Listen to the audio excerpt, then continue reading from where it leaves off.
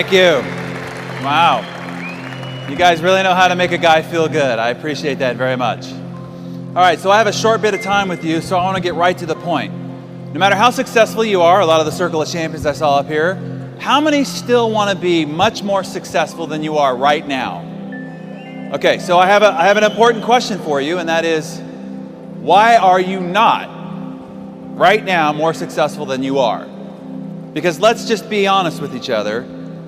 Your current results are really only a fraction of what you're truly capable of achieving. That you are far more talented, you have far more potential than your current reality. Why are you only living up to a fraction of your potential? So I asked that question to our 3 million readers in Success Magazine on stages all over the world. And so I want to clear up the most common answer that I hear to that question of why people are not more successful than they are right now.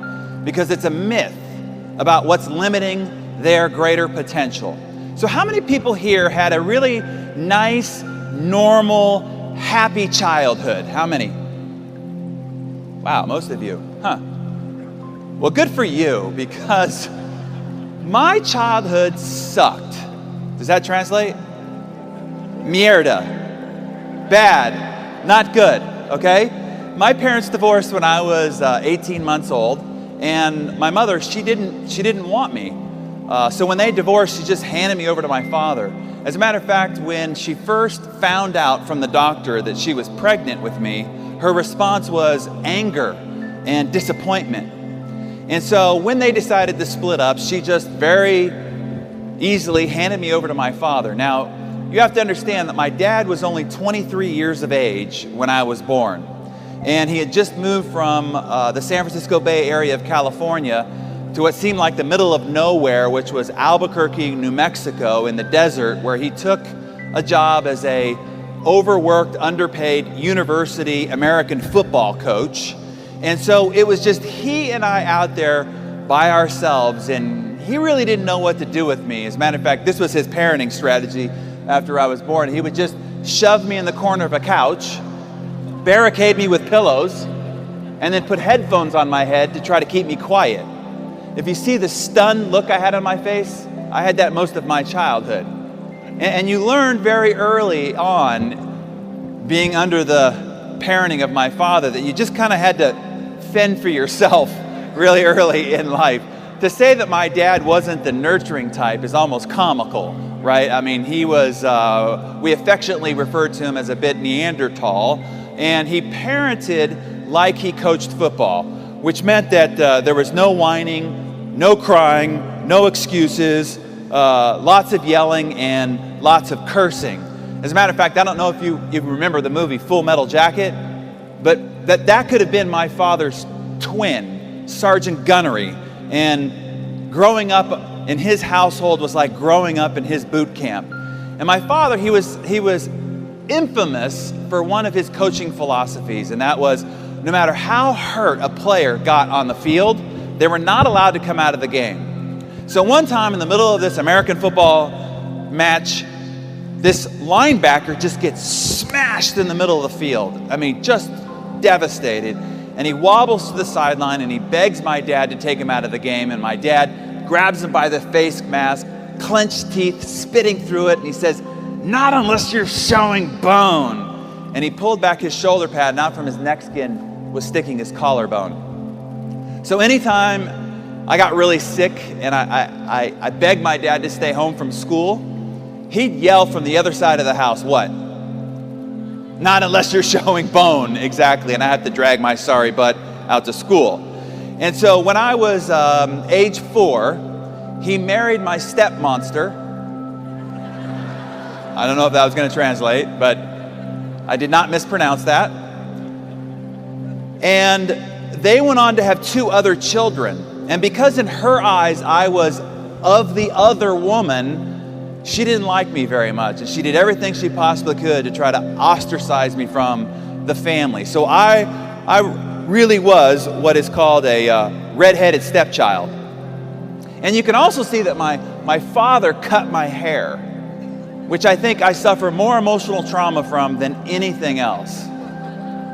Now, I have to tell you, this morning I stand before you, having gone through this very dysfunctional childhood, is the reason why I can stand before you this morning as the very high-functioning achiever.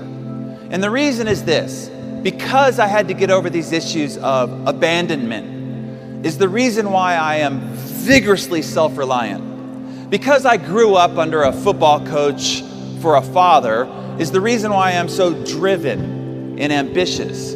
Because you had to achieve to get any love or any attention from my father is also the reason why I am so goal-oriented and persistent. You see, a lot of people look at their past as wounds that they need to heal from, when in actuality, these are muscles that you developed that allow you to do the extraordinary things that ordinary people just can't do.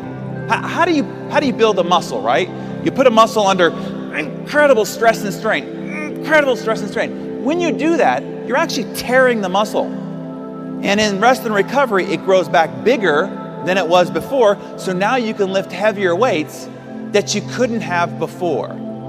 So the first key message that I want to give you here today is, your adversity is your advantage. And that your past, whether you had a terrible childhood or whether you've suffered from some difficult experiences in life, you should cherish those as your advantage, because that was the training that gave you the muscle development to go do extraordinary things that ordinary people just can't do. So what I'm here to talk to you about is how to ignite the principles of the compound effect. How many people have read the book, The Compound Effect? Okay. So what I want to do is to try to help you ignite those principles, okay? To pull them out of the book, lay them before you, and give you a roadmap about how you can accomplish any goal that you have set for yourself.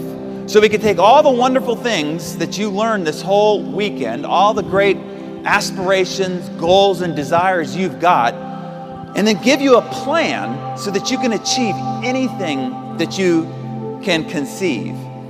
So the question I'm asked a lot is why did I sit down to write this book?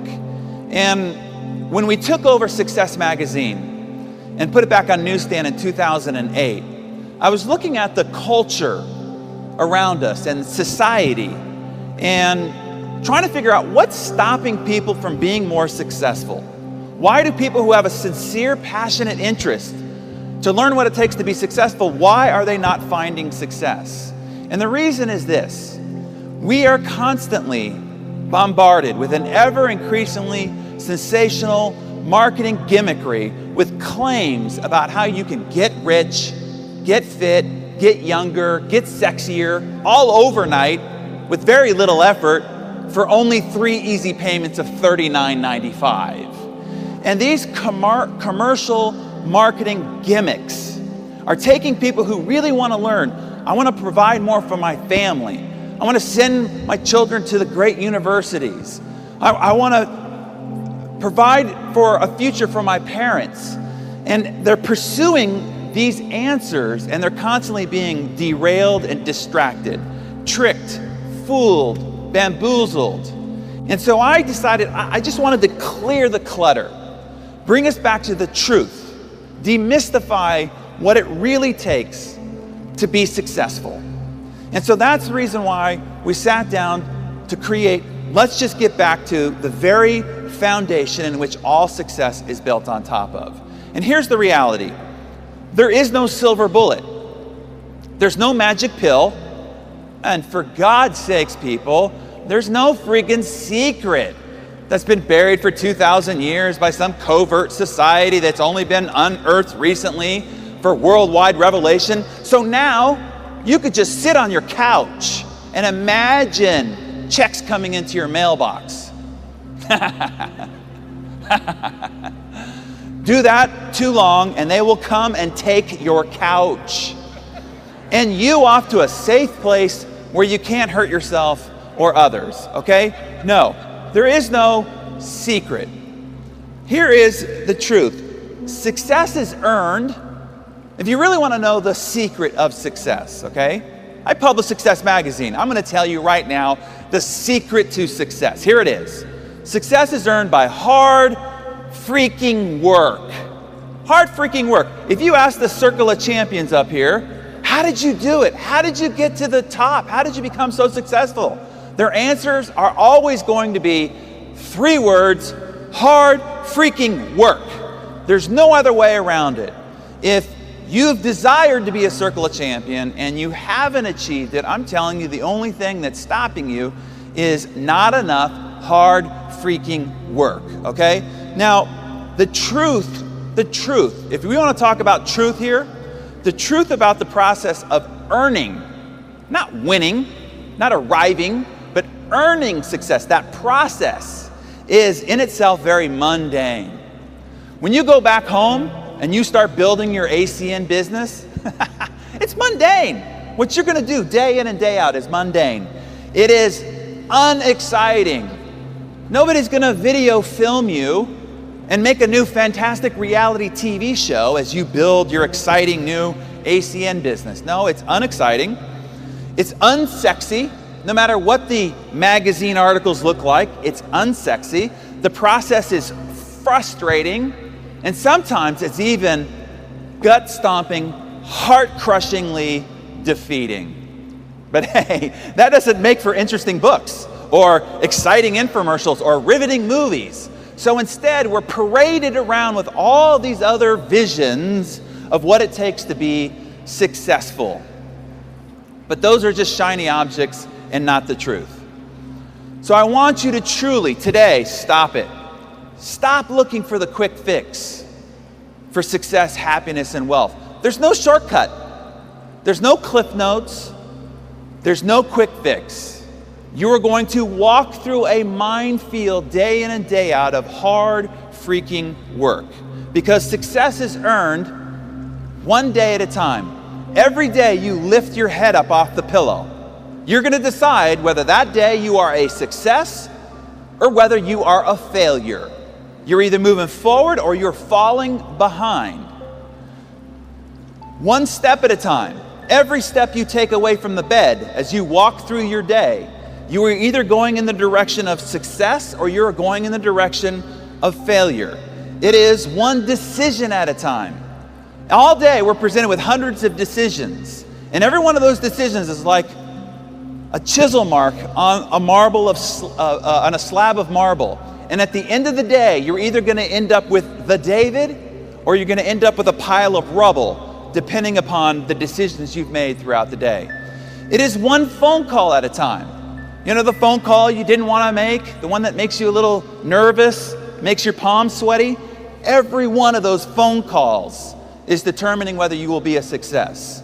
One meeting at a time. Remember, Donald Trump said yesterday, the meeting he didn't want to go to, that one meeting changed his entire future. Every single meeting you decide to or decide not to go to determines your future. And in the end, you can never own success. I congratulate the Circle of Champions, but do not stagnate too long in your victory, because you can never own success. You can only rent it. And the rent is due every single day. Circle of Champions, tomorrow you better get up and get after it all over again. So it's never in totality. Now, how many of you have ever been to a personal development seminar or read a book or read the back of a CD program and it said, transformational results in 90 days or less. And at the end of 90 days, you didn't have transformational results. Anybody have that experience? Yeah, me too. Well, what's wrong? What happened? Well, here's the reality. It is not what you know that determines the results in your life. See, that is a myth. Knowledge is not power. It is the potential of power, but it is not power in and of itself. Power is only created in what you do with what you know. Look, there are a lot of really smart people who are geniuses, who are broke because knowledge is not something you can take to the bank. It is only action that produces results. In America, we've got this statistic. 44% of doctors who tell you how poor eating and lack of exercise will kill you, and these people, 44% of them are overweight. Or as the philosopher Morpheus said, there's a difference between knowing the path and walking the path. So as I give you this morning, I'm going to reveal to you the fundamental keys to success. When I give them to you, I don't want you to say inside your head, oh, I already know that. Instead, I want you to ask yourself 3 questions. Number 1 is, are you doing that? Because you might know it, and you've known it for a long time, but are you doing it?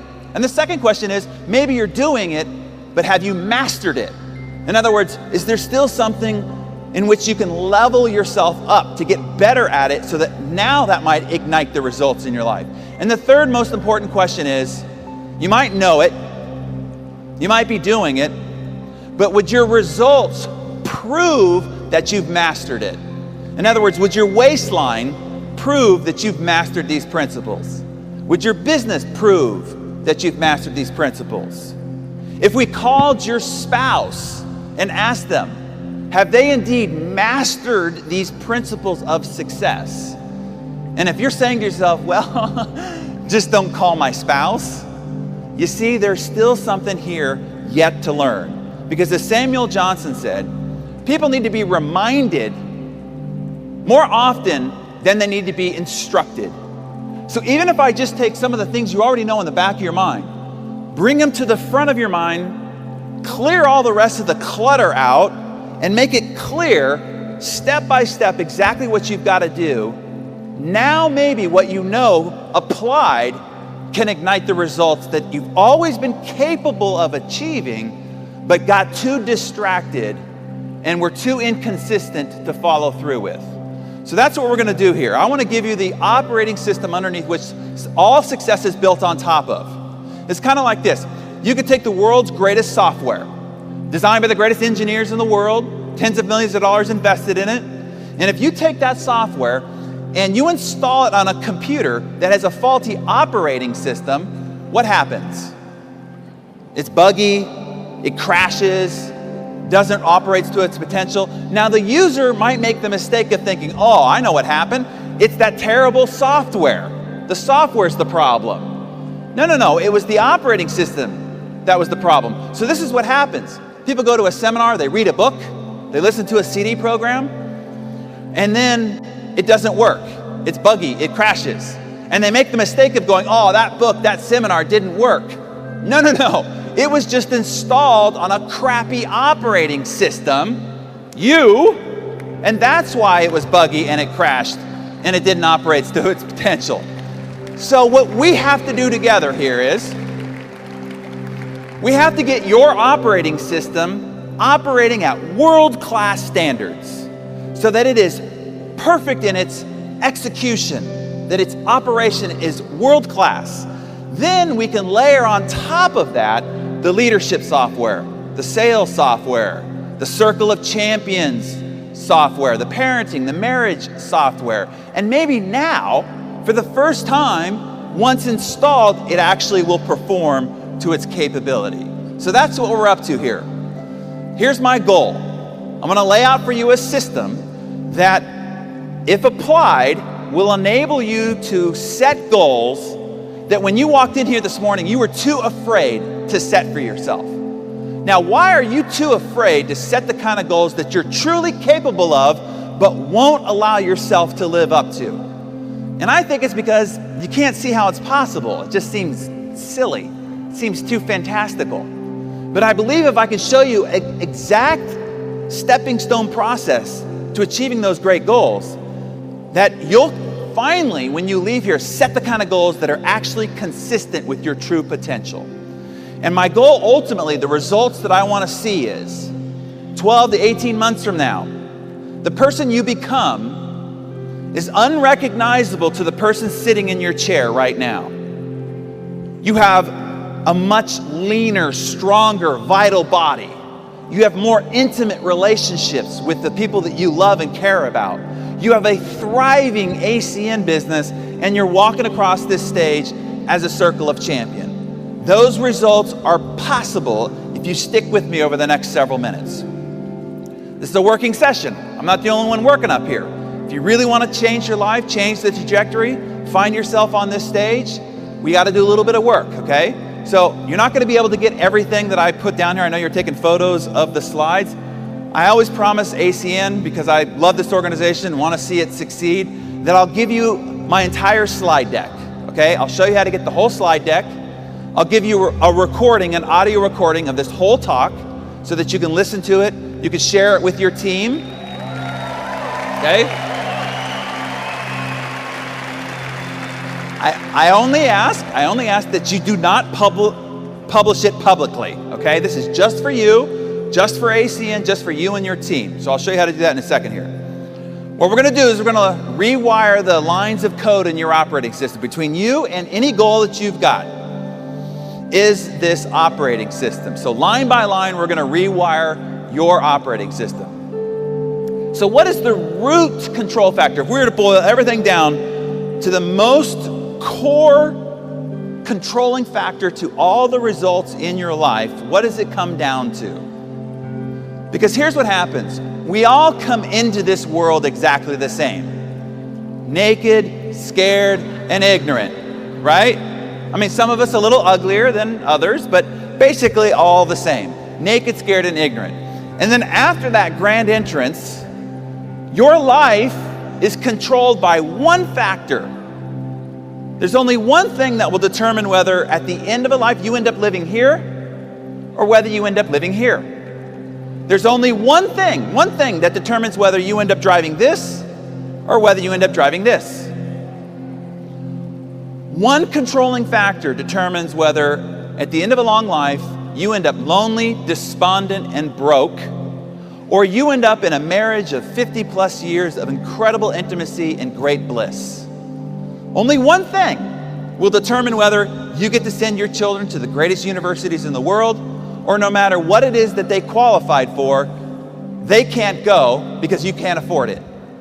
Only one thing will determine whether you get to donate to your charity to your greatest heart's content, whether you get to travel the world in fantastic luxury. Did you all see the movie City Slickers? Curly said, it all comes down to one thing. Your whole life comes down to one thing. What's the one thing?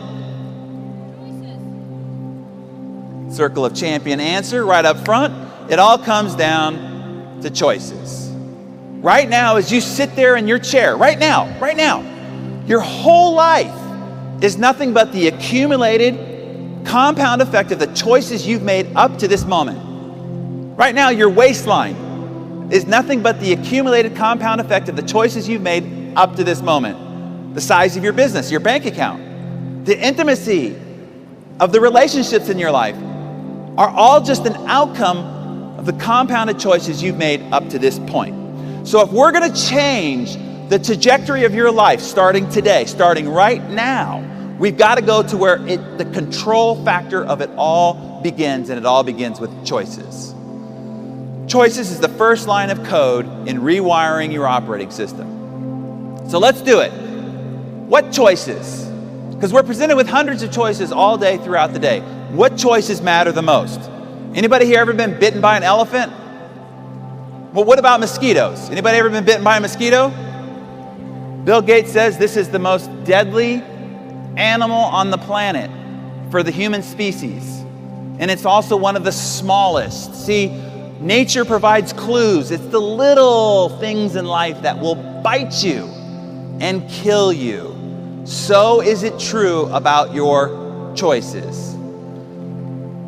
When you take a look at the 7 billion people on the planet, a question I'm asked a lot is, we only get to pick 12 people to be on the cover of Success magazine out of 7 billion. And I'm asked, what do these guys do to become so successful? What separated them from everybody else? Well, let me tell you what they did not do, because this is what everybody thinks they did to get to the cover of Success magazine. Success is not a result of some heroic feats. Nobody you see on the cover of Success Magazine did anything heroic. It is not because of some grand act of bravery. You know, you do not leap and hope that the net appears. Don't do that. That ends in calamity. And they didn't perform any quantum leap. It wasn't just right place, right time, as Trump said yesterday. Yes, luck plays a part, but it only plays a part after you've worked your butt off. So it wasn't any grand act of luck either. Success is, if you're looking for the answer of what caused these people to get on the cover of Success Magazine, success is a result of small, seemingly insignificant, moment-to-moment choices. The only thing that separates them from you is that accumulated compound effect of those little choices that created dramatic differences in results. Small little choices like at lunch, you're given a menu. And what is a menu? It's just a series of choices, right? Do you pick the hamburger and fries, or do you pick the salad? Now you're thinking, that doesn't seem like that big of a choice. I'm telling you, it is. Small little choices like, at the end of a long, hard day, do you stop by the gym and put in a workout, or do you rush home to catch your favorite sitcom? Small little choices like, in the heat of an argument with your spouse, do you walk out of the room and say, I'm not going to deal with this? Or do you spin on your heels, say you're sorry, and choose to make a moment of magic? Small little choices like, in a networking event, do you walk across the room and introduce yourself to that person? You're a little bit afraid to do so, or do you hunker down in fear one more time? Small little choices like, at the end of a long day, do you put in a few more phone calls, or do you just simply call it a day?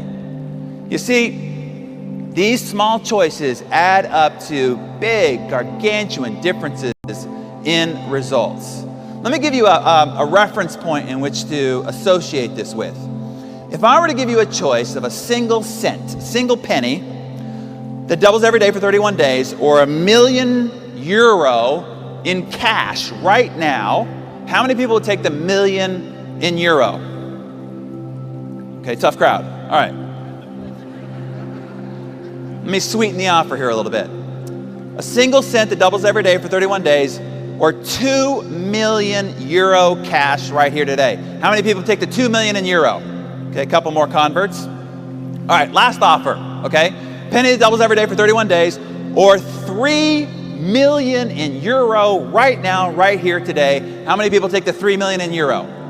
Okay. Well, let's say that you were paying attention and you said, small things add up to big results. I better pick the small thing. There's a clue there. And let's say that you picked the penny, okay?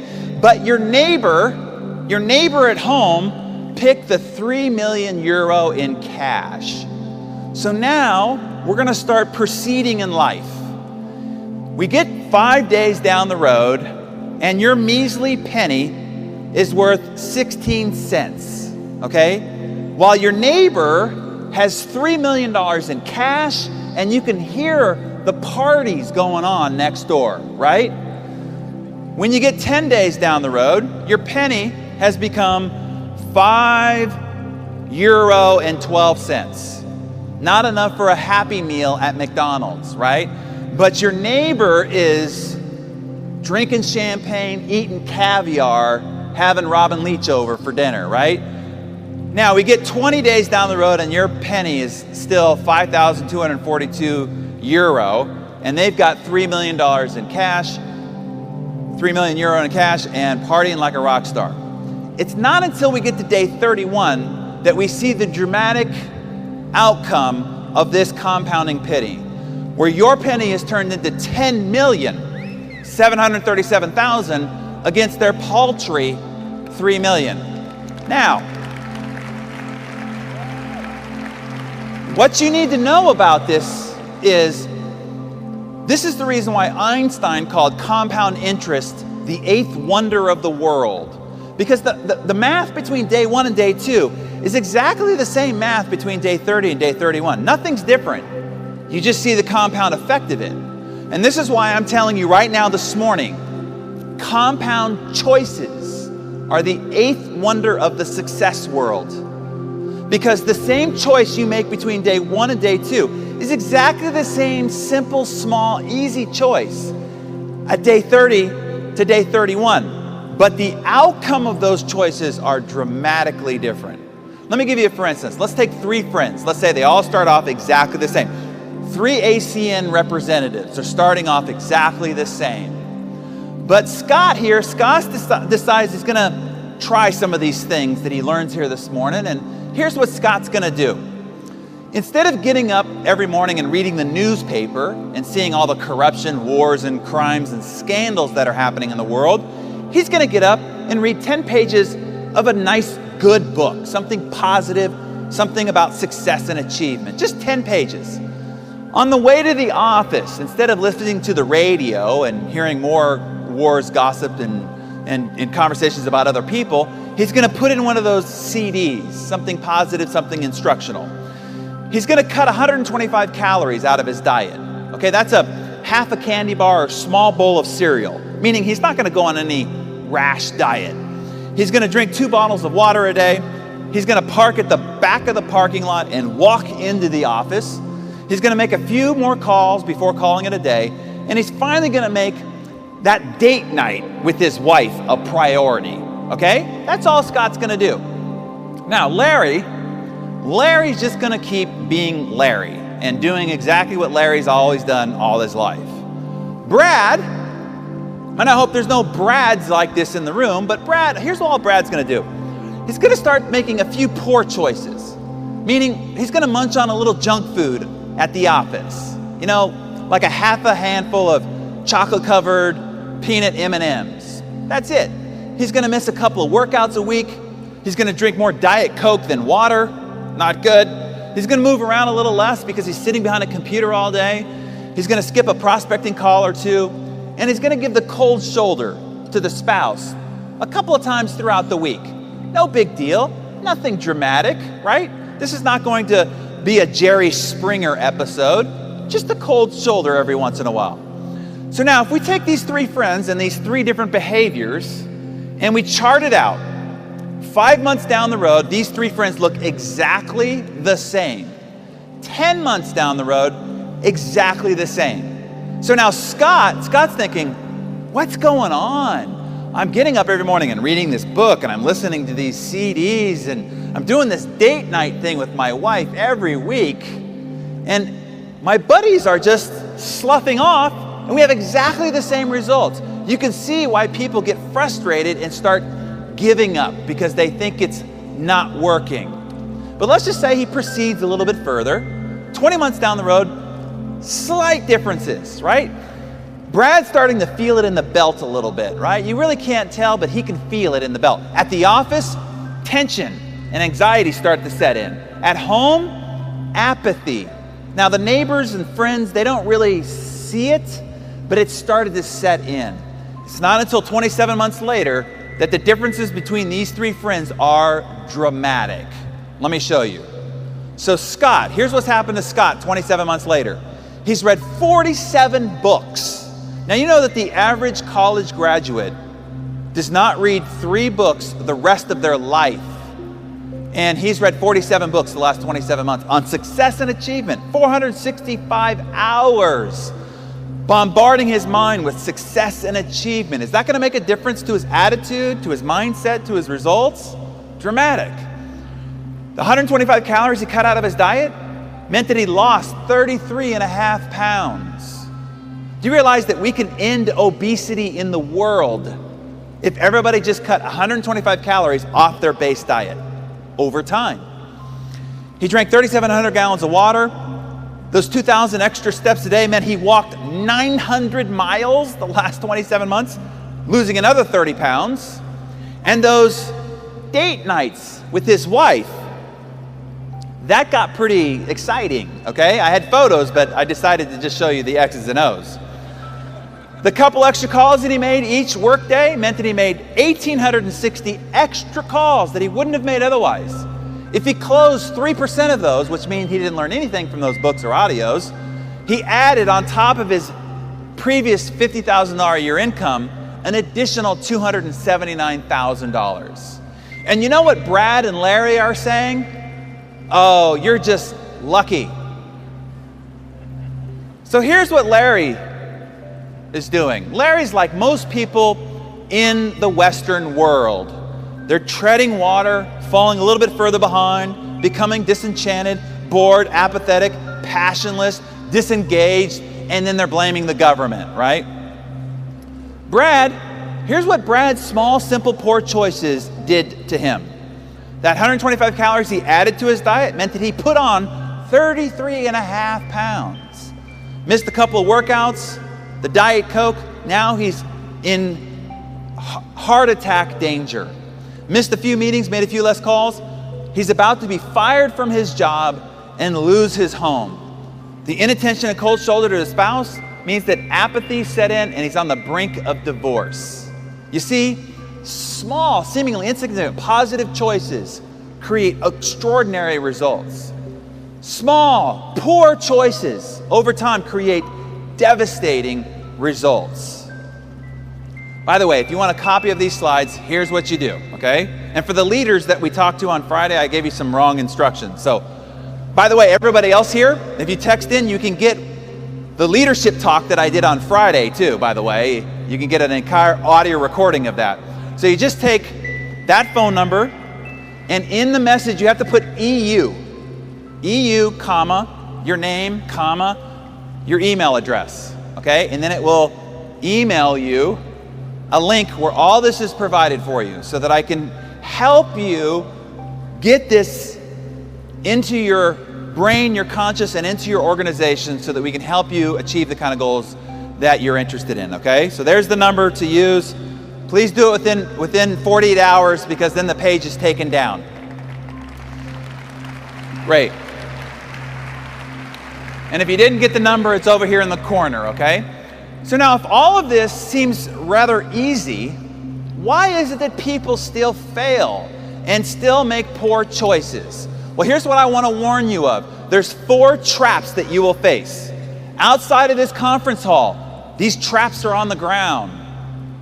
At home, these traps are on the ground. At the office, at the shopping center, these traps are on the ground. So I want to point them out to you so that you can go, whoa, I got to step around that. Because people with good intention step into these traps and then they get derailed and then they wonder why they end up with no results and so frustrated. So here's the first one. At the moment that you're making a choice, the consequences, the outcomes, or the results are invisible. It doesn't look like it's having any impact whatsoever. So you can get faked out. But I promise you, I could change your choices like that if I had the power to take the space-time continuum and collapse it. Meaning, if you made a choice right now, and I took the space-time continuum of that choice 15, 20 years out, and I collapsed it and showed you exactly what the outcome was, I promise you you'd make a different choice. For instance, let's say at lunch, you did pick the hamburger and fries, and upon the first bite, your chest explodes and you drop to the ground in a heart attack.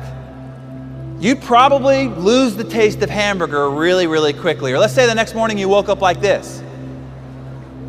Yeah, whoa. How do you get like that? How do you get like that? One bite at a time. Simple as that. Or let's just say, you're out with your girlfriends. You didn't smoke, but they're encouraging you, like, have a smoke. And you try it, and you're like, put it down. That doesn't seem so bad. I don't know what everybody's talking about. But the next morning you woke up like this. You probably wouldn't take another cigarette. Or let's just say, you're a young kid and you try your first cigarette, you're behind the school, feeling like a rebel. Your friends are going, wow, you're cool, right? It looks like a young James Dean. But let's say I could take the space-time continuum of 20, 30, 40 years, and I could take your future self to talk to your current self about that choice. What would you say? Don't smoke another cigarette. But see, for decades, for years and years and years, it didn't look like anything was happening. It didn't look like anything was happening. And it wasn't until the last 4 or 5 years when the dramatic outcome of those choices made itself known. Or let's just say, you promised your sponsor, your upline, that you're going to make 3 calls. You're going to talk to 3 people every day about the ACN opportunity, okay? But today you got a headache. You got to make dinner. You got to pick up the laundry. Maybe I'll make them tomorrow instead of today.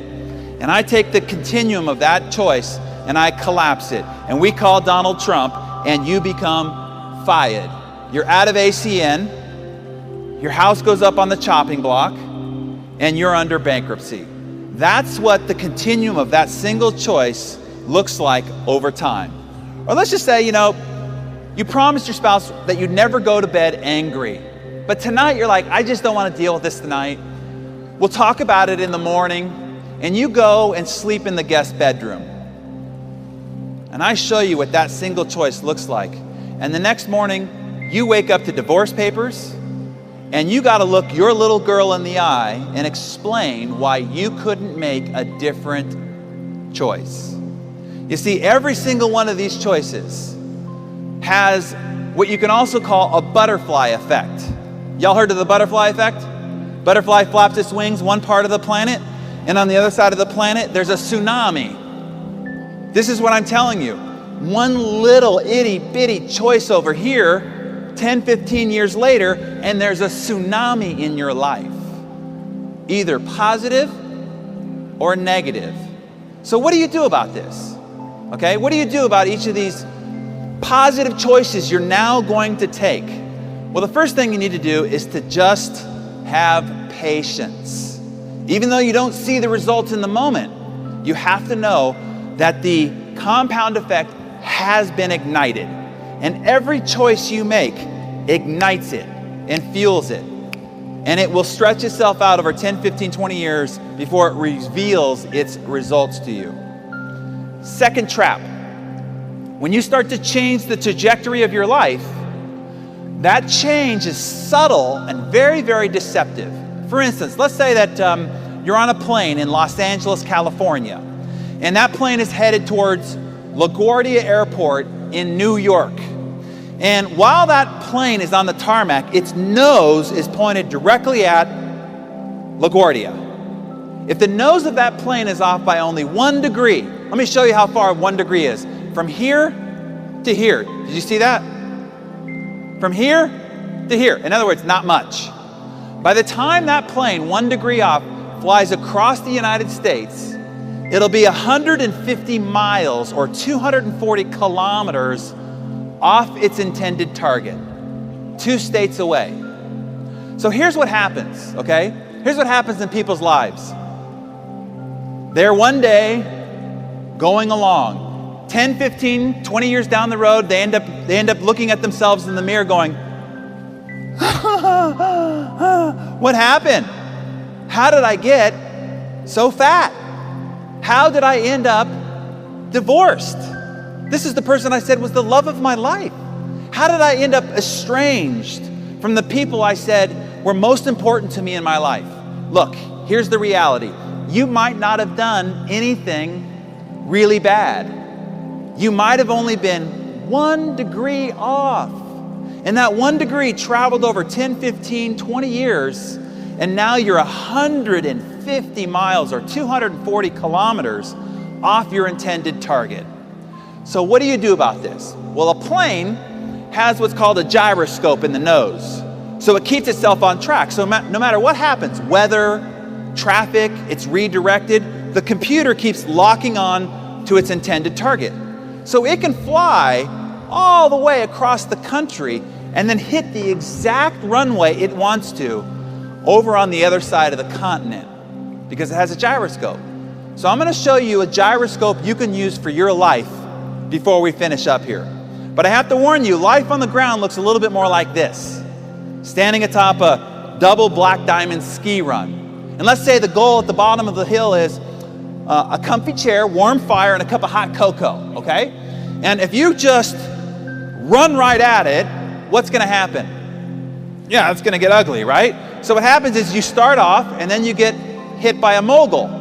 And the mogul just pushes you over in this direction. Now, a lot of people end up just skiing off the mountain, right? Instead, you have to adjust. And you ski a little bit and you get hit by another mogul. And you're like, I see my goal, I have to adjust. And you'll notice, if you look at the line from the top to the bottom, you'll notice that you are off track more than you're on track. So what I'm telling you is, you will be off track often. But the key is what? Get back on track. And the more time you spend off track, you'll spend more time coming back to the track. The difference between how long it takes for you to get from the top to the bottom will depend on how much time you spend off track. So the key is to get back on track. Here's the third trap: immediate gratification. And as a Western civilization, we are addicted to immediate gratification. We're trying to pleasure ourselves at every single moment. So let's say at the end of a nice meal, you're presented with a choice: Grandma's warm chocolate cake or a glass of water. What are you going to choose? Well, what do you get if you choose the chocolate cake? Joy. You get joy. You get like this oral sensation of epic proportion. That's what you get. What do you get if you choose the glass of water? Nothing. Bupkis. Does that translate? Nada. Right here, this is the biggest problem you will have in making good choices. Because if you make a poor choice, you're rewarded. If you make a good choice, you get nothing. And that is hard for our emotional and psychological selves to take. And we come by this addiction to pleasuring ourselves very early in life. So what you're doing all day is you're walking through this minefield of solicitations on your immediate gratification. And your ability to have self-control and to withstand these solicitations is going to come down to a couple of factors. This is the great paradox that you have to understand. What gives you short-term pain?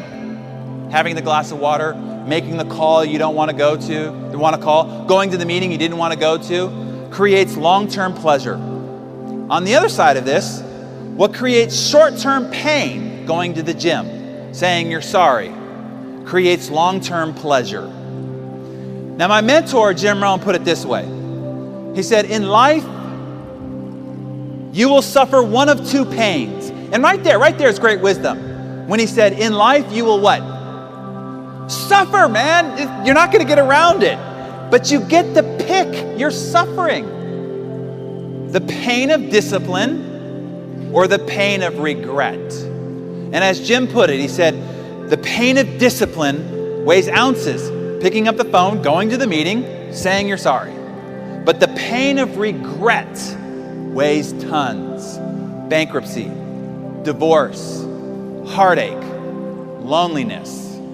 So as you're out there making your choices, ask yourself, pain of discipline or pain of regret? And that'll help you along a little bit. When I asked Oprah about this, about how she tried to control some of her choices, she says, I realized that if I made a good choice, I didn't get anything. I didn't get to have the chocolate cake, right? She said, so I decided that instead what I did is I got a miracle, okay? So at least I felt like I got a miracle. She says, first of all, if I didn't choose the chocolate cake, it's a miracle. And she says, my whole goal throughout the day was to make miracles. And at the end of the day, I would just add up, how many miracles did I make today? Meaning, how many positive choices that I didn't want to make, but I made anyway, did I make today? And if you start taking an account of when you choose short-term discipline versus long-term regret, then you'll be on the right track. The last trap is this. What's easy to do, and everything I've talked to you about here is easy to do. The actual process of success is easy to do. Emotionally, it's very difficult.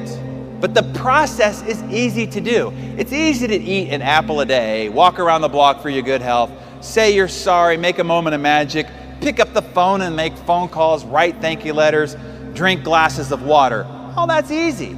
That's the problem. It's also easy not to do.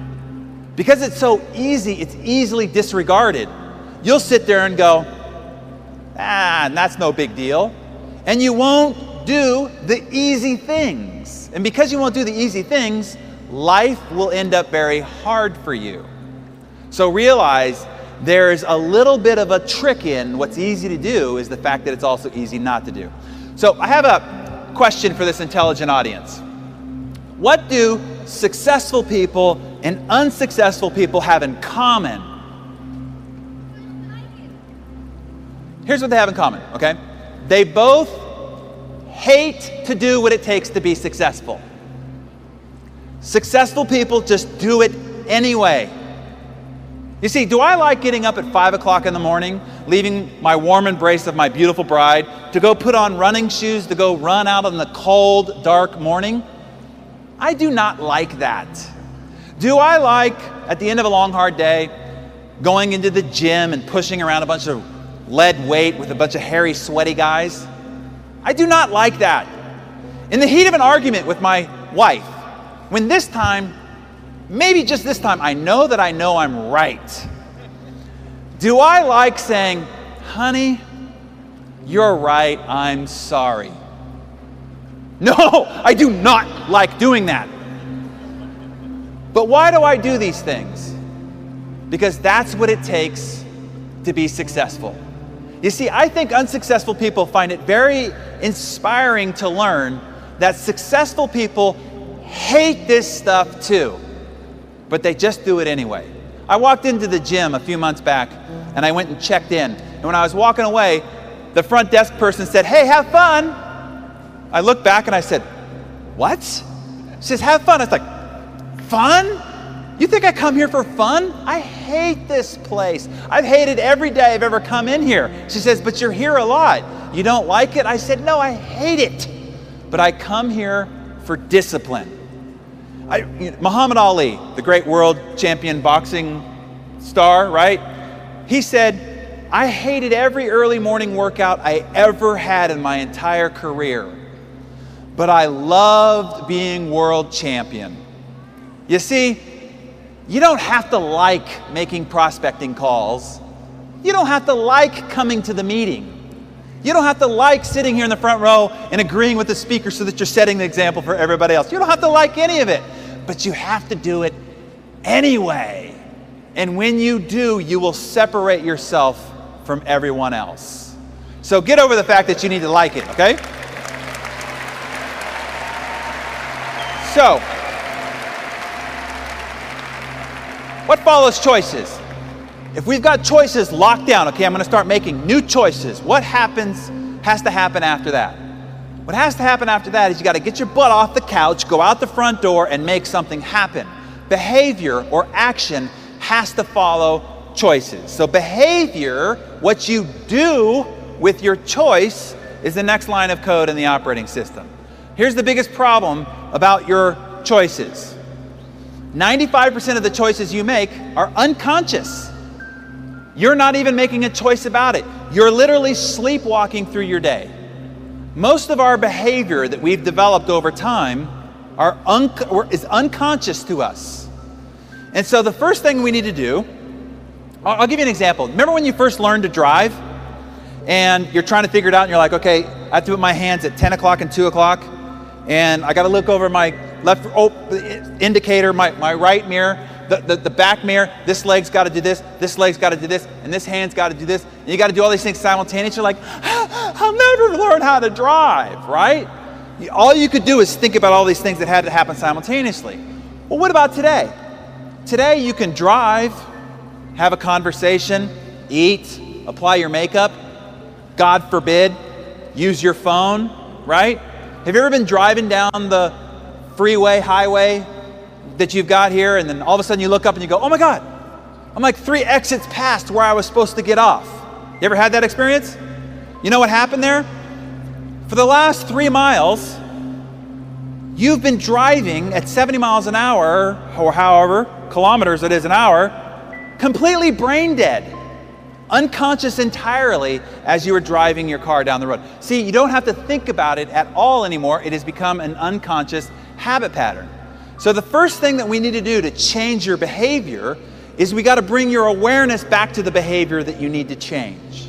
So I'll tell you when I first learned this. When I was 20 years of age, I got into the real estate business. And the first year in business, I did really well, and I'm meeting with my CPA, the accountant, to figure out my taxes. And he's pushing all these buttons, and the tape's going like this, and he's giggling, laughing, having a good old time while I'm sitting there waiting for his ultimate results. And at the end, he says, "Congratulations, son, you owe over $100,000 in taxes." I said, "I'm only 20 years old, right?" He's like, I don't have $100,000 just lying around. He's like, "Why? You earned several times that. Of course you set aside the money to pay your taxes." And I said, "Does this stupefied look indicate that I've saved the $100,000? And that's when he did a great favor. He pushed himself from his desk. He stood up and he pointed his finger at me and he said, "Son, you've got to stop it. I've seen this 100 times. You keep on this continued behavior and you will dig your financial grave with your own wallet. You've got to get a grip." And then he put his finger on what has become the most powerful personal development tool I've ever discovered. Now you have to know, I've been in the personal development industry for 20 years. I've seen, read, heard, been sent everything there is on the planet. And this is the most powerful. He put his finger on a 50-cent notepad and he slid it across the desk. And he said, "Son, I want you to write down every single penny you spend for the next 30 days. He said, "I don't care if it's $2,000 for a new suit. You buy a pack of gum at the convenience store. You put 50 cents of air in your tires. You buy a round of drinks for your buddies. Everything goes on that notepad." And I said, "Yes, sir."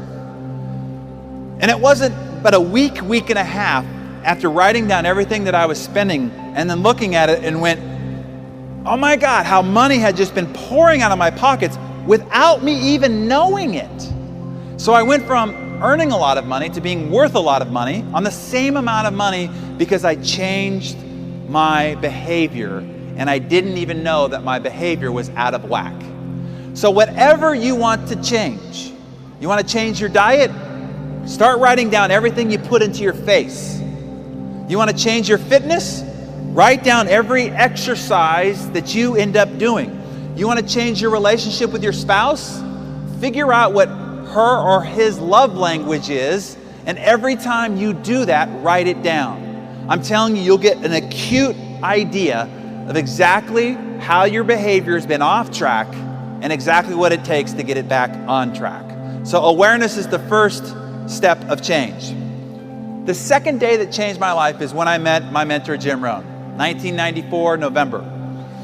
I'm in a seminar at the back of the room, and Jim at the front says, "How many people here want to have more?" And I raise my hand. "Yeah, I want to have more. I want to have a bigger business, more money, better relationships. Sure, I want to have more." And I'm thinking, what do I got to do now? Because I was already working 14, 16 hours a day. All I was doing was just grinding away at work. I'm thinking, what do I have to do now? So I'm ready to take notes. Okay, now what? And he says, if you want to have more, you have to become more. And I'd never heard that twist of logic. And he went on to explain. He said, look, success is not something you pursue. Success is not a doing process. He said, what it is that you pursue eludes you. It can be like trying to chase butterflies. It eludes you. He said, instead, success is something you attract by the person you become. So for things to change, you've got to change. For things to get better, you've got to get better. And when you improve, everything and all your results improve around you. And so I remember when I was 29 years of age, and I'm ready to get married, okay? And so it was a rainy weekend. I was living in Dallas at the time, and I decided I'm just going to take this journal and I'm just going to write down everything that I want in a woman. Great detail, okay? I mean, kind of food she liked, kind of art she liked, kind of music she likes, kind of place she likes to travel, right? The kind of how she wanted to raise children, down to the texture of her hair, the color of her eyes, everything. I filled out 40 pages of my ideal woman. And I remember reading it going, yeah, that's my woman, right? And then I'm thinking, what do I got to do to get this girl? And then I heard Jim Rohn's voice in the back of my head. He said, what you pursue will elude you. Instead, it's who you have to become. So I started by asking myself 2 questions. I asked this question. I said, based on the woman that I described on these 40 pages, what kind of a man does she want for herself? And I started to write down all the attributes of what this quality woman would want in a quality man. And then the second question I asked myself is, what is the difference between me and that man? And all the ways that I need to grow and improve in order to become that man attracted to and worthy of this woman. And so I don't really know exactly how this works, okay? Some things are, as Jim would put it, mysteries of the mind. But I'm telling you, as if she were peeled off the pages of my journal. 3 years into our marriage, I found the journal and I had her read it, and she was shocked about how specifically it detailed her. If I had showed it to her at the beginning, she would have ran away scared. But it was specifically detailing her. So now let me translate this for you, okay? What kind of people do you want to recruit into your ACN business? What are those attributes that you're looking for in the ideal representative for your business? It's important to make a list. Who do you want? What attributes? What qualities? What characteristics? Are they passionate? Are they energetic? Are they disciplined? Are they consistent? Are they loyal? Do they have integrity? What are those attributes? Make a long list. And then here's what I want you to do. Ask yourself this. What kind of a sponsor, what kind of a leader would this person be attracted to and want to be in business with? And then ask yourself, based on who I am now, how I walk, talk, dress, show up, where's the gap between me and this person? You'll now know how you need to become in order to attract the kind of people that you truly want in your ACN business. It's as simple as that. It's not a pursuit. It's not a doing. It's a you becoming and being worthy and attractive to the kind of people you want in your business. Now,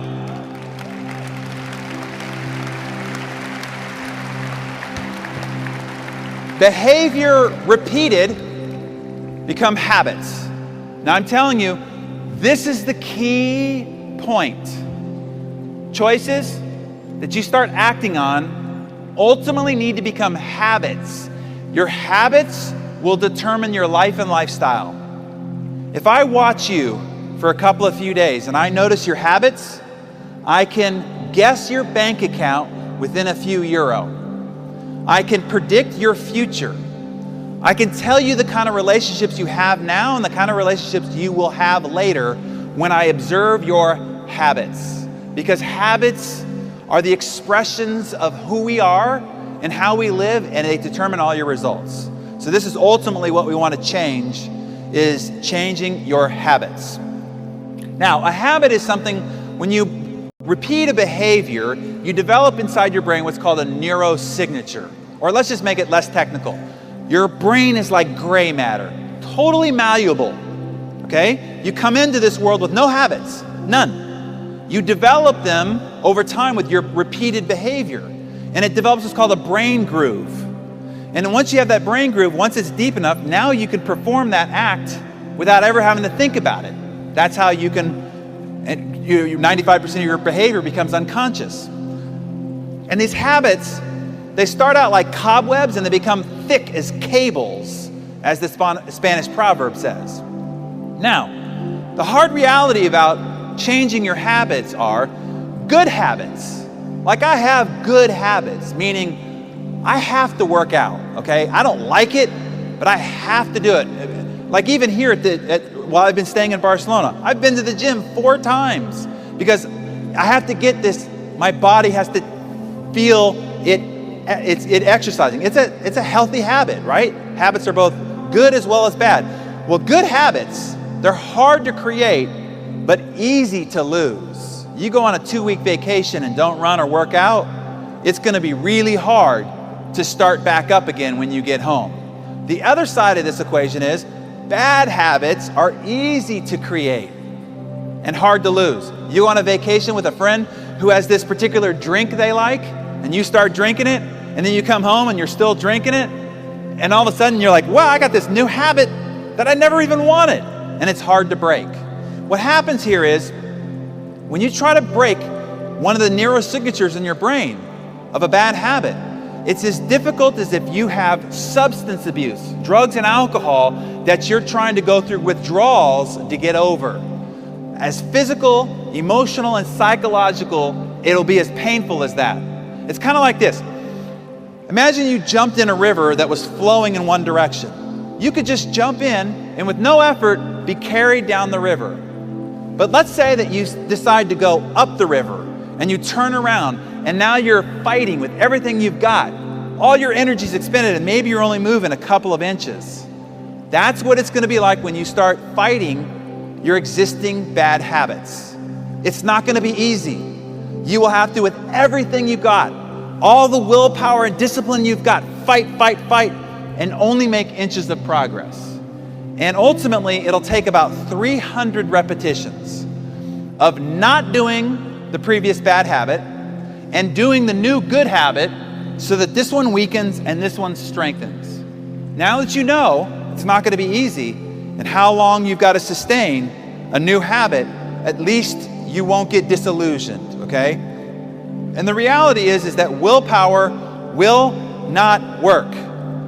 Why is it that we have the biggest diet industry in the history of humanity, and yet as a species, we are more fat than we've ever been in the history of humanity? How can those two things exist simultaneously? And the reason is, they all rely on willpower, and willpower will not work. So instead, what I want to encourage you to find is what's called why power. So imagine I took up a 300-foot steel beam and I laid it across the concrete floor here. And I said, hey, if you just walk on top of the beam from one side to the other, at the other I'll give you 20 euro for walking on top of it. How many people would do it? Yeah, easy 20 euro, no big deal. But what if I took that 300-foot steel beam and I put it atop two 100-story buildings? And now I said, if you walk on top of the beam from one side to the other, I'll give you 20 euro. How many people would do it now? But what if on the other building is your child and the building is on fire, and if you don't go across that beam, they will perish and die right before your eyes? How many people will go across that beam now? I did have one person in the front row say, I have 2 children. Which child is over there? And I'm like, that doesn't seem right. Now, I just want you to observe something here, okay? The first time I asked you, you said, no way, no how. The risk, the danger's too great. Why would I ever do that? The second time I asked you, you shot your hand up, and I didn't even offer you 20 euro. The difference was the reason why to do it. Here's what I want you to get. When your reason why is urgent enough, important enough, critical enough, where you have a white hot burning desire to get to the other side, no danger, no risk, nothing can stop you. In order for you to achieve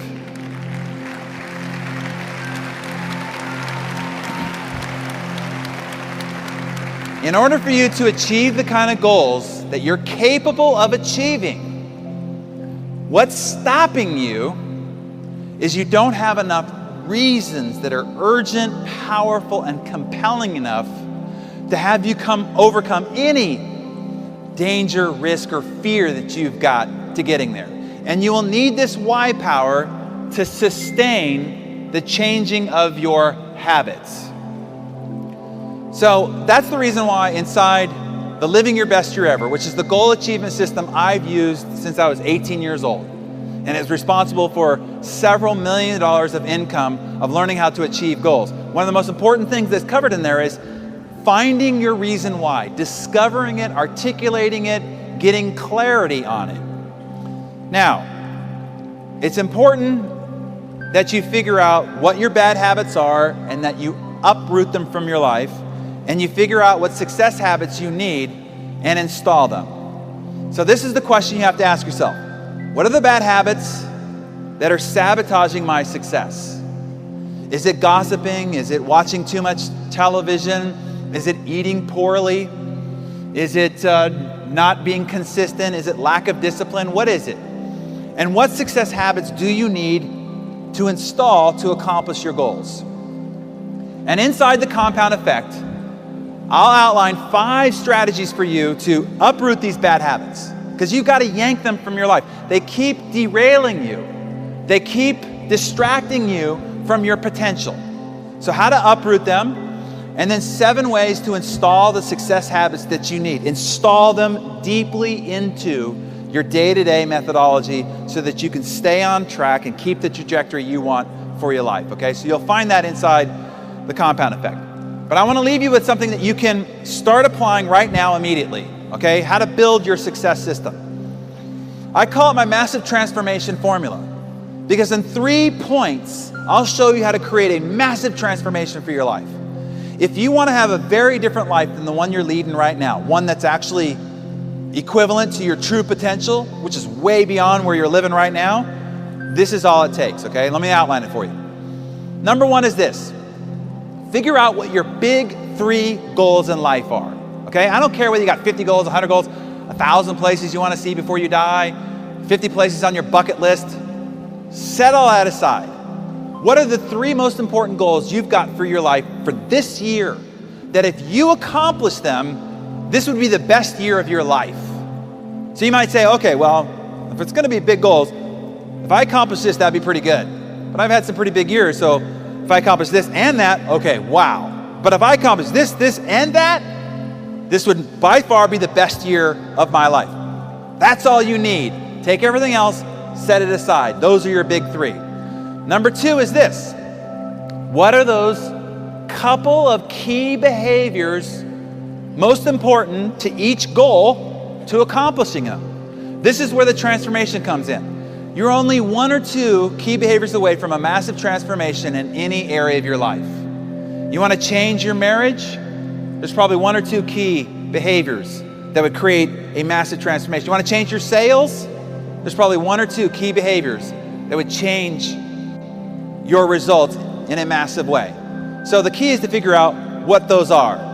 Now, they're not 5,000 behaviors or functions. It always comes down to about a half dozen. So, I want to give you the half dozen key behaviors necessary for you to become a Circle of Champion here at ACN. Wayne outlined 4 of them for you earlier. So I want to make sure that you get it, like you really understand. This is all you have to do. This is your job description. This is your business plan. This is your day-to-day method of operation. So I'm going to give it to you right here, right? Number 1 is this. Use all the services and all the products that are available here through ACN. You can't promote or sell what it is you don't use or eat, okay? You have to become the living example of ACN. So you have to use it all, eat it all, try it all. That's number 1, okay? Simple, just use the dang products, no big deal. Number 2 is you then have to take what your results and what your experience has been and share that recommendation and example and testimonial with other people. So talk about the services, talk about the products to other people. Number 3, if they go, hey, I really like this new nutrition bar too, or hey, I really like what these services offer, you say, great. You know, if you told a couple other people like I told you, you could actually make some part-time income. So share the opportunity. That's number 3. Number 4, if they go, wow, I really would like to do this, how do I get started? You sit down and you help them get started. That's it. That's number 4. Number 5, attend, as you're doing right now, and build for events.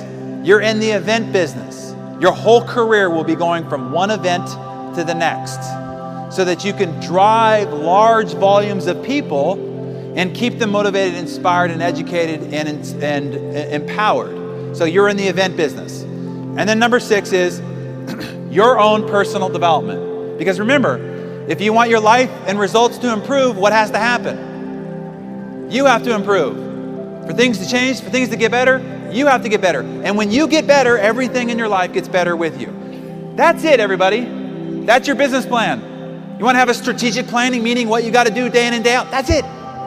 Use them, share them, help them. Get to the next event, grow. That's it. That's your life at ACN.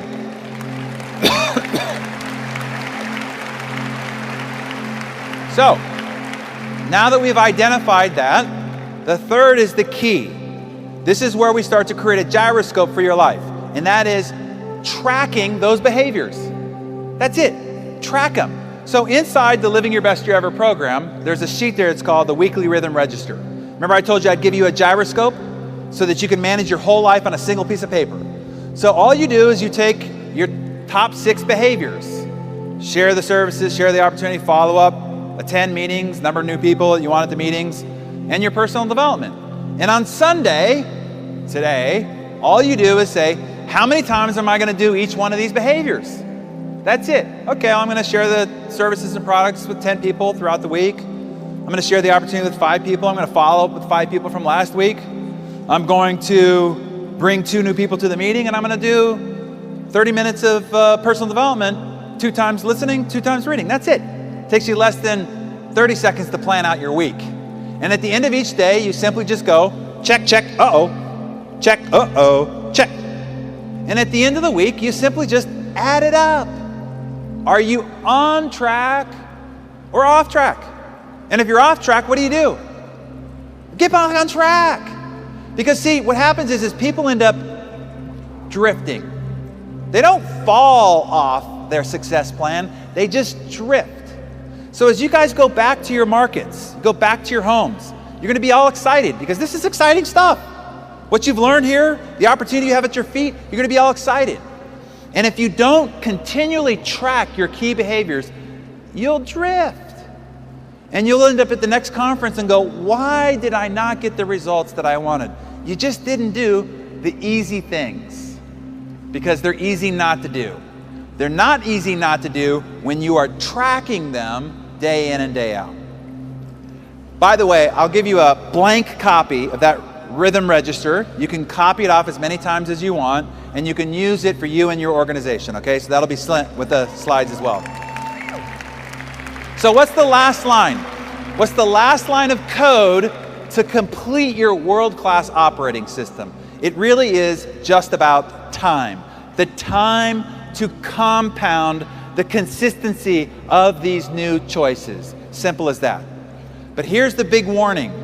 This is the pitfall. This is what will cause you to fail and blunder more than anything else.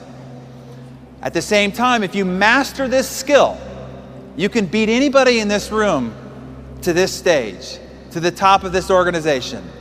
This is the one attribute that when anybody asks me what I would attribute my success to, this is it. Here's what it is. It's not how fast you start. See, at the start of the race, everybody's there. Right here, when you all go back to your markets, everybody's going to be excited. It really doesn't, it's not going to be about what you do Monday, Tuesday, Wednesday. Now, I encourage you to go after it, but that's not ultimately going to determine where you end up to get to this stage. It's not how fast you start. It's how long you last. Because in the end, you've heard the old fable, the tortoise and the hare, right? Well, the hare is more experienced, the hare is faster, the hare is more skilled, but the tortoise beats it every time because it's relentlessly consistent.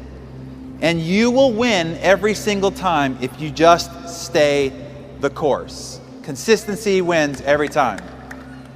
Now, I want to give you one last strategy.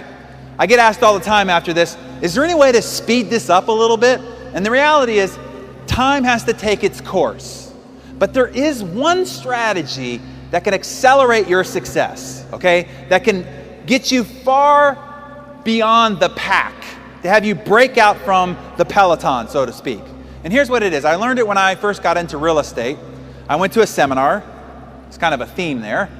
And I was the only guy that asked the lecturer to lunch. And so we went to lunch, and I sat down with him, and I'm only 20 years of age right now, okay? And I'm in the real estate business and just getting started. And I said, tell me what I got to do to be successful.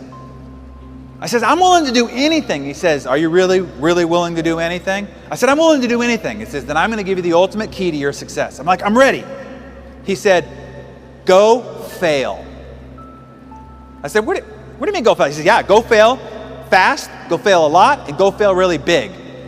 And I thought, man, isn't the whole idea of success avoiding failure? And he said, no, it's quite the opposite. The key to your success is your failure. And then he gave me this quote from Thomas Watson, who used to be the president of IBM, where he said, your key to success is massive failure. Now, don't just hear that as some motivational line. Let that marinate on your brain a little bit. The key to success is massive failure. What if that's true? Now, based on the look on your faces, same look I had on my face, okay? So he explained this to me a little bit. He took a cocktail napkin and he drew out this analogy. He said, look, on one side of the pendulum is joy, love, happiness, and success. The other side is pain, rejection, sadness, and failure. He says, look, if you just stand still, you won't experience any pain, rejection, sadness, and defeat, but you won't experience any joy, love, happiness, and success either. He says, you can't live under a bridge. Eventually, you got to go and mix amongst people. So what ends up happening is people are only willing to experience so much rejection and so much pain and so much defeat, and so they only experience so much joy, so much love. And they end up just operating in what is called this comfort zone. And if anything is outside that comfort zone, they're like, oh, no. And they just stay right here in this comfort zone. But they complain, why don't I have more success? Why don't I have more love? Why don't I have more happiness in my life? He said, so you can't push the pendulum on the side of success. He must have went to a Jim Rohn seminar. What you pursue will elude you. He said the only side of the pendulum you can control is the side of pain, rejection, sadness, and defeat. So your job is to go push the pendulum as high, as wide, and as fast as you can on the side of pain, rejection, sadness, and defeat. He says, I promise you, it'll swing in equal proportion on the other side. So I just took his word for it. So I just pursued it with reckless abandon, okay? So here I was, just getting started in real estate, and I said, where can I go get as much failure, pain, sadness, and defeat as much as possible, right? So there are these things called expired listings. These are people who had their house on the market with another realtor. It didn't sell, and all these realtors call them at the same time, and then the homeowner gets really mad and angry and upset, and when you call those people, they just let you have it with all this anger, madness, and being upset. So lots of pain and rejection to be had there. I did that every morning. Then when I was done with that, I went and called on these people who are the scariest people on the planet to a realtor. And these are people who are called for sale by owners, or FSBOs. These people hate realtors so much they wouldn't even think of listing their house with one of them. You go knock on their door and they open the door. Lots of pain, rejection, and sadness to be had there. Then I would park my car at the end of a street, take a little notepad, put 50 check boxes on it. And I would just go door to door knocking, do you plan on buying or selling a house in the next 6 months? Door would slam in my face. People yell at me from across the street. Kids would throw rocks. It would start raining. Every time somebody rejected me, how did I feel? Happy. One more checkbox from being done. This stuff sucks, right? Then I would go back to my office, and 5 p.m. to 9 p.m. is what I called money time. And that is when I just cold called people on the phone. And it was the perfect time because they were all home having dinner. And people love to be interrupted on the phone when they're having dinner, right? Lots of pain and rejection to be had there. So what happened was, because all day, every day, I was just subjecting myself to constant pain, constant rejection, and constant failure, As he promised, the pendulum swung in equilibrium on the other side. In 90 days, in an office of 44 agents, not knowing anything about the real estate business, I had more new listings and more new escrows than the entire office combined. After the end of the first year, was doing more than the number 2 and number 3 agent in the office, number 1 in the city, number 1 in the county the next year. And it all had to do with this strategy, which was out-failing everybody else around me. Now, even to this day, if I get to the end of the month and I've not had some embarrassing defeat, rejection, or failure, I'm mad at myself. Why? Because I want more success than I have right now. Well, what is the key to that? More failure. So all you cushy, comfy, successful circle of champions, now's the time to push that pendulum even higher and wider. More failure, more defeat, more rejection. I want you to change your mindset about failure, about rejection, about defeat. I want you to learn to love it. I got to the point where I loved failure. I mean, I sought it. Every day I pursued more and more. And the more I got, the more I celebrated it.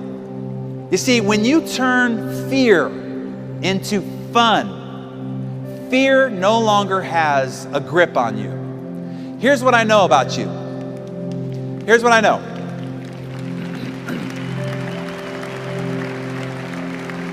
The only thing stopping you from being more successful, from realizing your potential, because your potential is so much greater than your current life, the only thing stopping you is fear. It's fear. And when you turn fear into fun, you release that potential. You are unstoppable. Nothing can stop you. So here's what I want you to do when you go back on Monday. Don't write out the number of new people you can recruit in the business, the number of new products that you can sell. Instead, I want you to create 100 no club. Who can get to 100 no's the fastest? Have a competition. And then see who wins. And then there's a booby prize, which is who has the most embarrassing, ugly, heart-wrenching story of defeat or embarrassment. And then that person you carry around on your shoulders and celebrate them. Okay? Because here's what happens.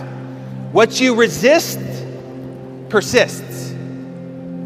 What you step into dissipates. Once you step into the thing you once feared, it dissipates. And now you can finally live up to the potential that you are been given by God, but are not living as you were meant to live. Look at this guy, the ultimate failure.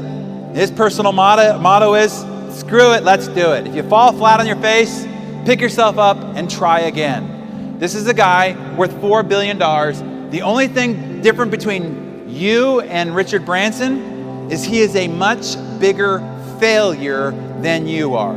Simple as that.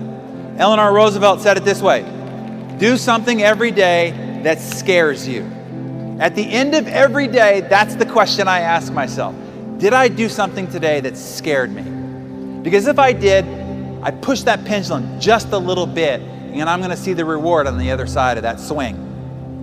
The last thing I want to encourage you to do is, you've been to conferences before, you've made decisions before, you've made resolutions before, you've set goals before, but this time I want you to draw a line in the sand, a figurative line in the sand. Before you get up from your chair, I want you to draw a line in the sand. And this time I want you to say, this is it. If there's one attribute of the greatest successful people that I know, it's this sense of resolve. I will do it or I will die trying. Because when you go back, you're going to be faced with your mountain in life, building your ACN business, getting to the circle of champions at the top. And you're going to start climbing it, and you're going to be struggling as you climb it, and people are going to come out of the woodwork and go, what are you doing climbing mountains? You don't know how to climb mountains. Look, you have a good job. You're lucky to even have a job in this economy. Get off that mountain before you hurt yourself. I'm here to try to protect you. And you're going to have to look them in the eye and go, you see this mountain? This is my mountain. I'm going to the top. You'll climb a little bit further, and people who say they love you and support you, will come out and say, wait a minute. I read a little something about that mountain. I think that mountain's a pyramid, right? That mountain, that's a scammy mountain. Now, I'm trying to protect you. I'm just trying to be your friend here. People on Facebook will come out of the woodwork, and you're going to have to look them in the eye and you say, you see this mountain? I'm going to the top. And then as you start to ascend and you're almost at the summit, this is what cracks me up. People out of the woodwork will go, okay. If you're so intent on climbing mountains, you should climb this mountain because this mountain is better. Our compensation plan is faster. This is the better plan for you. And you're going to have to look each of those people in the eye and say, you see this mountain? This is my mountain. And you're either going to see me waving from the top or laying dead on the side. I am not coming back. With that sense resolve, nothing can stop you. ACN, I love you. Great to be with you. Thank you guys.